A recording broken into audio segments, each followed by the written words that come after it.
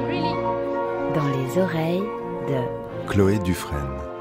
Une proposition sonore de Angers Nantes Opéra en collaboration avec Jet FM.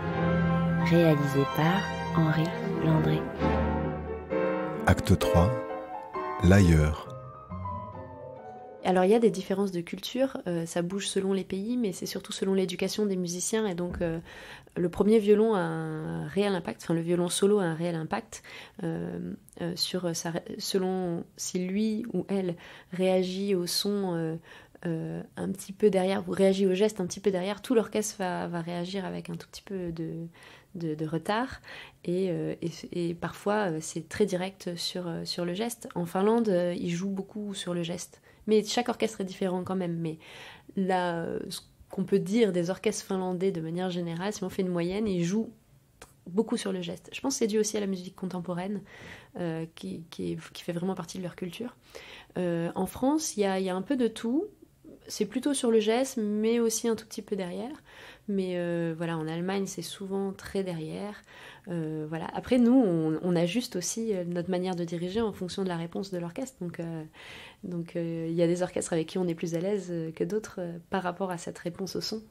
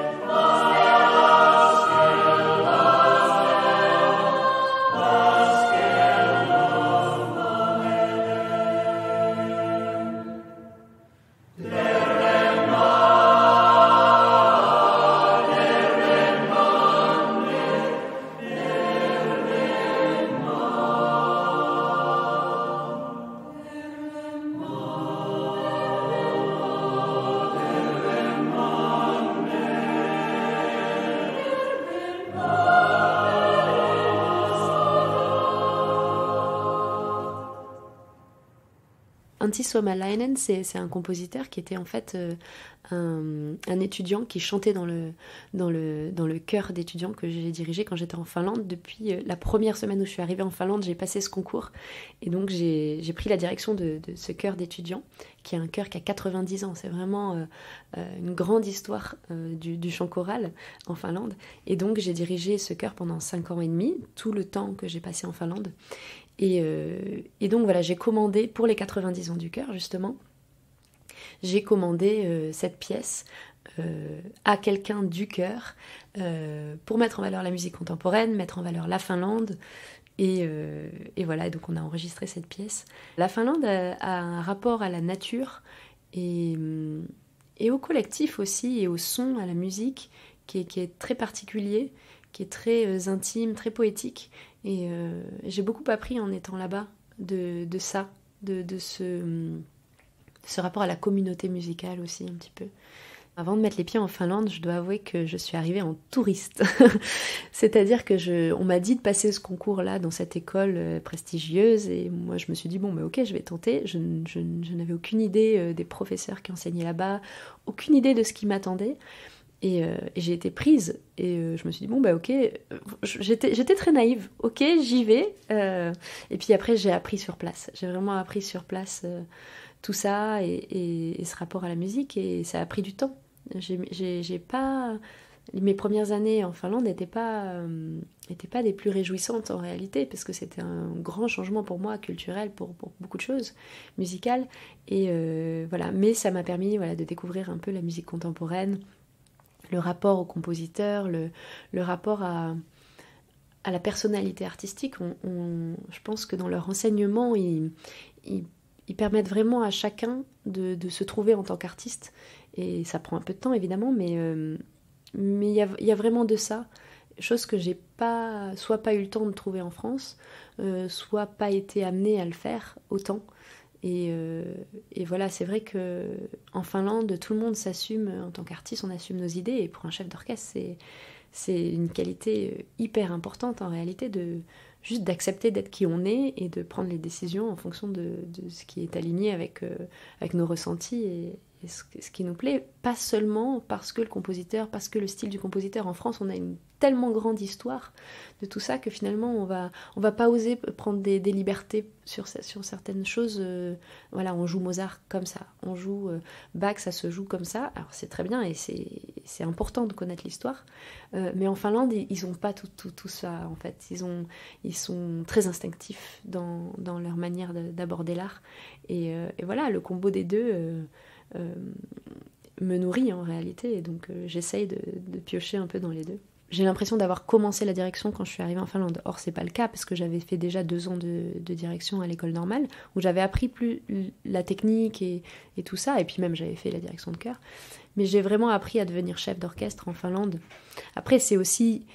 Je sais pas si c'est le fait d'avoir appris à être chef d'orchestre ou si c'est juste le fait d'avoir grandi, parce que j'y étais de mes 24 ans à mes 29 ans, 30 ans. Donc c'est quand même un moment de nos vies où on change énormément, où on prend conscience de plein de choses, on évolue. Donc évidemment, j'ai évolué avec la Finlande, j'ai évolué avec cet enseignement. Je sais pas si j'aurais évolué différemment en étant en France, je pense que oui. Mais voilà, c'est mon parcours et donc c'est difficile de savoir qu'est-ce qui est dû à mes racines et qu'est-ce qui est dû vraiment à l'expérience finlandaise. Mais c'est clair que découvrir une autre culture, c'est toujours enrichissant.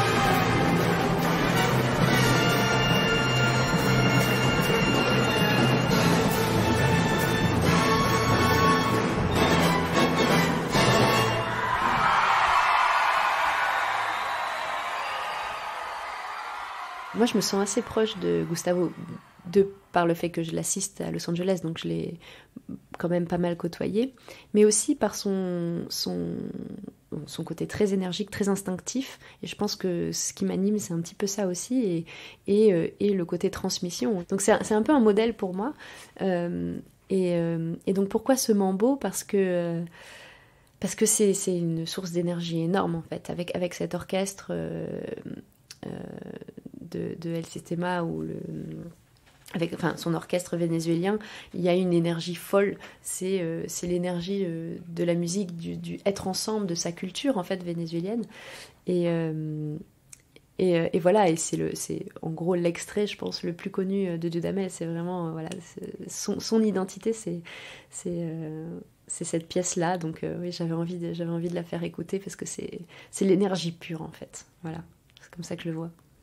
Alors c'est toujours difficile de savoir quel est notre style, notre façon de faire. La façon de faire, c'est la mienne. Et je pense qu'avec le temps, je commence à avoir de plus en plus confiance en ma manière de faire. C'est-à-dire que, évidemment, dans l'apprentissage, il y a beaucoup de doutes et tout. Et donc maintenant, je suis plus dans la confiance, et donc j'essaye plus de choses, je me permets plus de choses. Et donc mon style vient avec ça, j'imagine. Moi, j'ai toujours été très bonne élève, très, très, très carrée et tout, donc je pense que j'ai toujours un peu ça. Mais c'est vrai que ces derniers temps, depuis que je suis dans le métier, justement, je cherche ma personnalité, je cherche ma spécificité, et je me lâche un peu plus. Donc je suis en train de trouver ma personnalité artistique, ça va encore évoluer.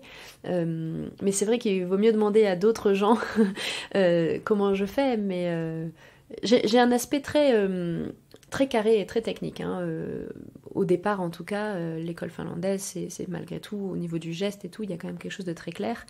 Donc je pense être assez claire au niveau du geste, au niveau de l'intention et tout ça. Après, il y a quelque chose de très instinctif aussi, je pense.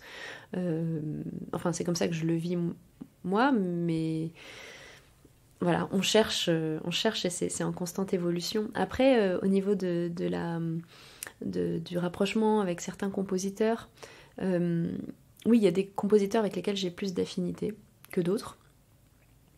Mais pour l'instant, je suis assez ouverte à tout. J'aime explorer tous les styles. Et c'est vrai que, voilà, au premier abord, il y a vraiment des partitions, je me dis, mais comment je vais diriger ça ? Je comprends rien, ça ne me parle pas. Ça arrive, hein, ça arrive. Et en fait, à force de travailler la partition, d'essayer de se la mettre dans la tête et dans le corps, on trouve des choses, des choses à dire, on comprend la conception. Et quand c'est de la musique contemporaine, c'est bien parce qu'on peut appeler le compositeur, et ça, on peut en parler, et ça, souvent, ça ouvre un champ des possibles, ça ouvre un imaginaire parfois. Et d'ailleurs, je travaille beaucoup avec Camille Pépin, j'ai beaucoup fait ses pièces, dirigé ses pièces, pardon, et je l'appelle toujours avant d'aborder une de ses pièces. Et alors c'est vrai qu'elle écrit, il y a toujours une petite préface, donc ça donne déjà une idée, mais d'avoir le compositeur ou la compositrice au téléphone, c'est quand même bien pratique. Donc c'est vrai que Mozart, on peut pas, mais voilà, il y a de ça. Je crois qu'on peut apprendre à avoir de l'affinité avec tout le monde, il suffit de garder l'intérêt. On me demande souvent si je compose et si j'ai envie d'écrire la musique. La réponse est non. La réponse est non. Alors évidemment, j'ai pris des cours d'orchestration, des cours d'écriture, et donc j'ai déjà écrit un peu la musique sous forme plus d'exercice en réalité. La composition en tant que telle, je pense que quand j'étais enfant, ça m'est arrivé d'écrire un petit peu des petites choses, mais j'étais jamais très contente, et puis je cachais bien tout ça. Voilà. Ça m'est arrivé assez peu, hein, quand même, mais voilà, c'est arrivé. Maintenant, j'en ressens pas du tout le besoin. J'adore être interprète, j'adore essayer de comprendre l'autre, en fait, et les autres et l'œuvre. Peut-être que ça viendra plus tard. Peut-être que j'aurai envie de m'exprimer moi plus tard sous cette forme-là. Mais j'aime être interprète, et j'aime avoir ce cadre de la partition et pouvoir en sortir. Et en fait, moi, je suis incapable, si je compose, de me fixer mon propre cadre. Donc j'aime bien qu'on me donne le cadre et qu'après, je puisse faire ce que je veux dans l'interprétation. Mais la composition m'attire pas tant que ça pour l'instant. Par contre, écrire quand c'est nécessaire pour le bien d'un spectacle, pour écrire un arrangement, pour que tout le monde puisse jouer la partition dans une optique pédagogique ou même voilà, un arrangement. Là, sur l'Élixir, il y a une banda sur scène. Dans la partition originale, il y a une 20aine d'instrumentistes. Dans la banda, on a plus les budgets de faire ce genre de choses, donc voilà, là on va avoir 4 musiciens sur scène, donc il y a un arrangement qui a été fait, c'est pas moi qui l'ai fait, mais je l'ai corrigé, je l'ai relu et tout ça. Donc oui, évidemment, on est amené à faire des arrangements, on est amené à écrire, mais voilà, c'est des petites choses. Je considérerais pas ce que j'écris comme des œuvres, c'est vraiment juste pour servir le projet artistique sur lequel je travaille.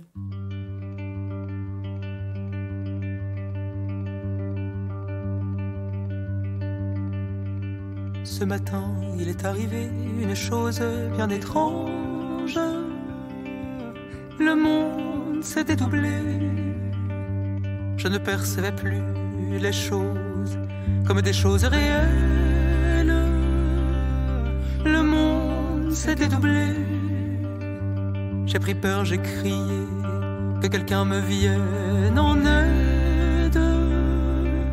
Le monde s'est dédoublé. J'ai accueilli un ami qui m'a pris dans ses bras et m'a murmuré tout bas. Regarde derrière les nuages, il y a toujours le ciel bleu azur qui lui vient toujours en ami te rappeler tout bas que la joie est toujours à 2 pas. Il m'a dit prends patience, mon ami prends patience, vers un nouveau rivage. Ton cœur est emporté, l'ancien territoire t'éclaire de ses phares, t'éclaire de ses phares. Ce matin, il est arrivé une chose bien étrange. Le monde s'est dédoublé. J'ai senti le temps se fondre un instant sur les visages mêmes. Le monde s'est dédoublé. Vos corps que je percevais hier encore dans leur exactitude ont perdu leur densité.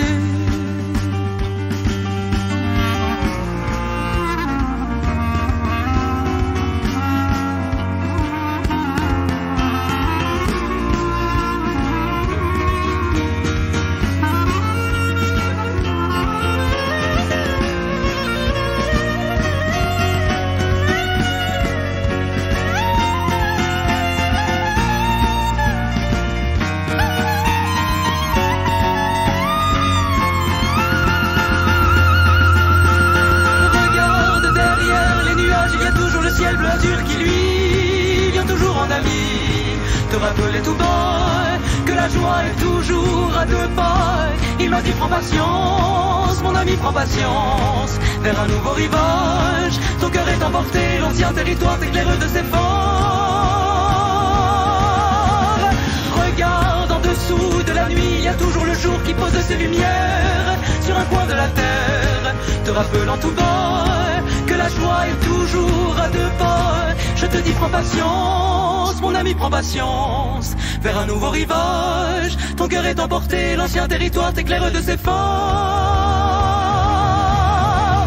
Regarde derrière les nuages, il y a toujours le ciel bleu azur qui lui vient toujours en ami te rappeler tout bas que la joie est toujours à 2 pas.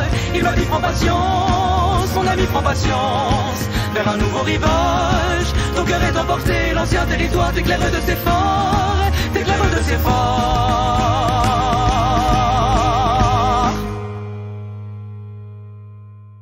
En fait, j'écoute beaucoup de jeunes artistes, et je me rends compte qu'il y a beaucoup de femmes dans toutes les artistes que j'écoute. Je pense que c'est une manière, moi, peut-être de me voir en elles, enfin, de me projeter dans leur personnalité, parce que la représentation féminine, mine de rien, dans l'art, même l'art de la chanson et tout ça, est pas si grande, ou en tout cas, elle est toujours elle est toujours pas en balance avec les artistes hommes.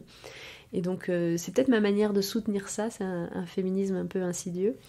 Mais voilà, je me sens proche de cet artiste pour plusieurs raisons, et de toutes ces femmes qui assument en fait d'être qui elles sont dans le milieu artistique. Et c'est ce que je fais aussi, mais voilà, ça fait plaisir d'avoir des compatriotes qui font la même chose sous d'autres formes.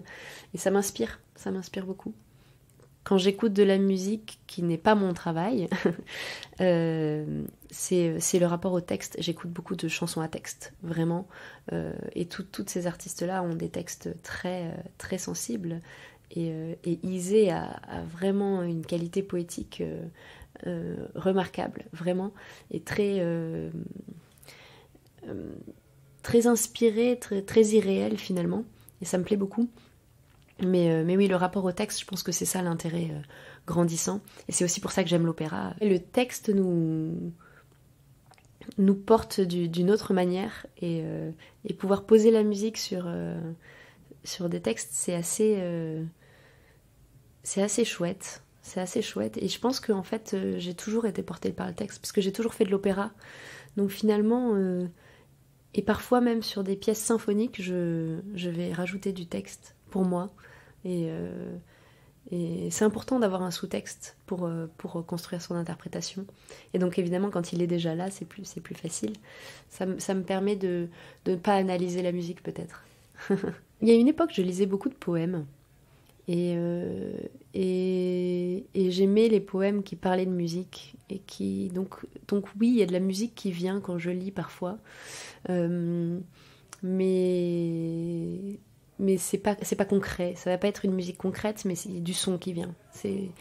Évidemment, l'environnement sonore est important pour moi, et donc évidemment mes oreilles ou mon cerveau créent du son constant, mais justement peut-être que c'est pour ça d'ailleurs que je compose pas, parce que je sais pas mettre ça sur papier en fait. Mais peut-être qu'un jour je trouverai ce chemin-là pour mettre les sons ou les histoires musicales que je me raconte dans ma tête sur papier, sans doute que ça arrivera. Mais j'ai beaucoup de respect pour les compositeurs qui arrivent à faire ça, parce que c'est pas simple de concrétiser quelque chose en fait qui se passe dans notre tête. Enfin, il y a vraiment, c'est un chemin particulier, et je pense que c'est vraiment pas simple. Et voilà, donc j'ai beaucoup de respect pour les gens qui arrivent à faire ça.